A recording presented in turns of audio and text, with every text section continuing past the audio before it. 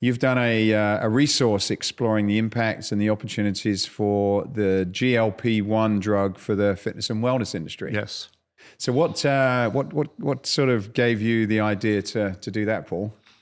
Just reading the news and keeping up on things and reading about GLP-1s and connecting the dots. It wasn't that difficult to do that. I mean, here's a drug that when taken, you lose a lot of weight rapidly, and it gets you on the path to health. And I thought this could have impact on our industry, right? I mean, it's beyond just taking a shot. I'm obese, I'm going to lose weight, end of story.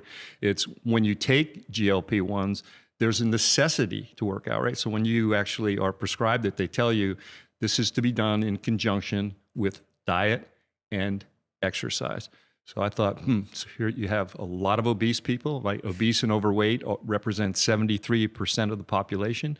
If just a small percentage of those go on GLP-1s and a maybe even smaller percentage go into gyms, this potentially has massive impact on the industry. They've always been saying that in the industry. Oh, we're going to wait until there's a pill you can take, thinking it was a crazy dream, and now here it is. Yeah, and of course there was always a fear there that this would be a replacement thing. Like there's a pill, and all of a sudden nobody goes to the gym. And I think that fear is still out there because I've gotten response from the report.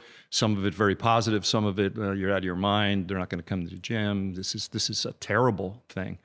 But in actuality, I think it's a really positive thing. And you're seeing it, right? You're seeing certain companies embrace it, and some of the ones you would likely see, like Lifetime, right? That's part of Lifetime's brand. They're on the cutting edge of things.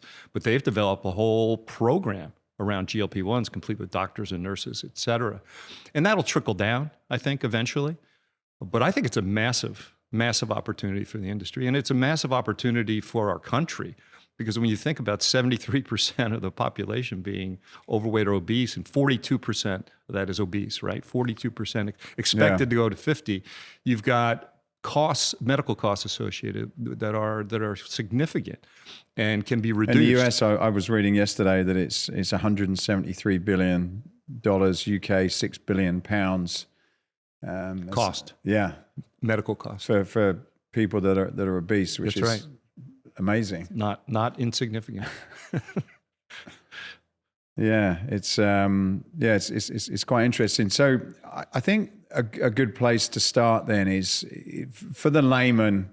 There's a lot of talk around this, and there's a lot of different brand names associated to it. Maybe start by saying, look, what is GLP-1? What are some of the brand names out there, and you know what do we know that it actually does for people? Maybe start with that. Well, GLP-1s first of all sort of mimic a hormone that regulates appetite, right? And so basically what they do is make you feel full, period. And so you don't eat. Therefore, you lose weight. I mean, they were developed initially for diabetes because they also lower A1C, they lower blood glucose, which is a really good thing. And they discovered kind of after the fact, kind of a la how Viagra was discovered, that, wow, people lose weight with these. And so the focus went from being a diabetes drug, which is what Ozempic is, to a weight loss drug, but it was really an after effect. And now what's happened is the industry that's exploding is the weight loss side of things. So yeah, so that's how they work. There are some side effects, right? You typically can get nausea, gastrointestinal kinds of issues. Some people don't have any side effects, but there are side effects. And then the other big issue for people is just cost. You know, if the insurance doesn't cover it, you're talking about $1,000 a month, which obviously not insignificant. In the UK, I understand that it is being covered on, if you're obese, it's being covered on the NHS. Mm-hmm. Do you know anything about that at all? Not about what's happening in the UK, but of course they have a little bit more latitude because it's one central body, so they can approve it or not approve it. So it's approved, fantastic. You know, UK can go after weight loss or obesity as an issue in the UK. In the US, it's down to each insurance company or each country, so it's a lot more fragmented. Now, if it's not approved by Medicare yet, but if it gets approved by Medicare or Medicaid, I think you'll see an acceleration of others kind of capitulating and covering it. The thing that'll play out over time, does the improved health of losing weight via GLP-1s lower medical costs in the long run. That's really the equation. If it just makes you look better, but you're going to pay as much or the government's going to pay as much in giving people shots as they were paying downstream to keep them alive when they got sick, then does it really make sense to make that investment? I got hold of a report just last week, actually. It's a fairly new one that was Novorsk. Is it Novorsk? What are they called? Novo Nordisk. Novo Nordisk. Yeah, they done a report, and it was for people that didn't have diabetes, weren't obese, and it was kind of like this longevity study to see their chances of death.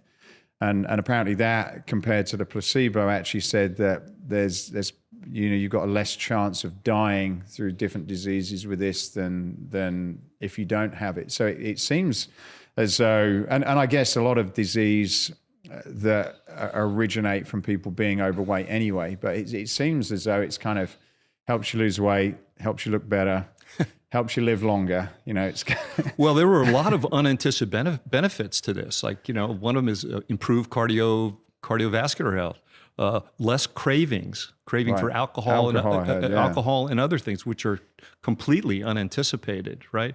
So I haven't heard any major downside, just more upsides. Now, anytime a drug company does a quote study, just take it with a grain of salt. It's probably not the most scientifically based study. No. Is it a double blind? I mean, I haven't read the study at all to know that, but at least anecdotally, there are enough things out there that say this has a lot of side benefits beyond weight loss or diabetes control. Well, I heard it's a very valuable company. The Novo Nordisk, I saw the size of that, and I think it's the most valuable company in the world now. I think. Yeah, way more than even all these COVID drug companies like the Pfizers and everything out there, which is quite amazing.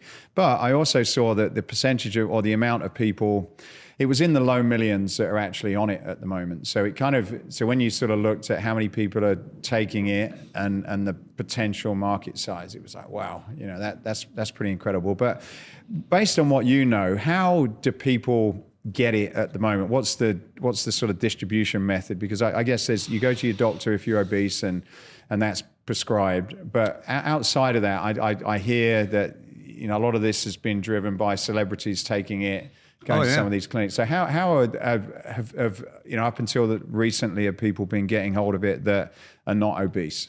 Yeah, well, so there are companies doing it already. Weight Watchers bought a company called Sequence, I think about a year ago, maybe a little bit more than a year ago.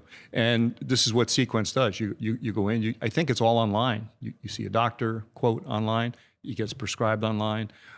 They tell you what to do after, diet, exercise, et cetera. But they themselves don't deliver, I don't think, any of those services. There's RO, that also online will prescribe it. Then beyond that, you would go to see your local doctor, endocrinologist, weight loss specialist for it.